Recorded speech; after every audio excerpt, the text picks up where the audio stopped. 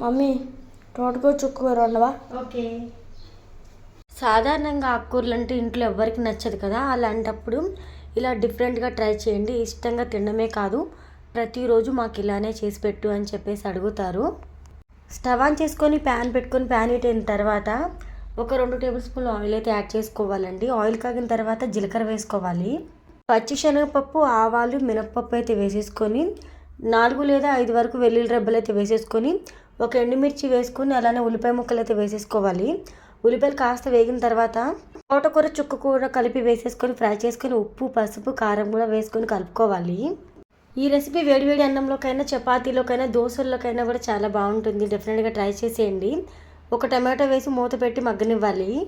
ఇప్పుడు మూత తీసి ఒకసారి చెక్ చేద్దాం టమాటో మగ్గిందా లేదా అనేది.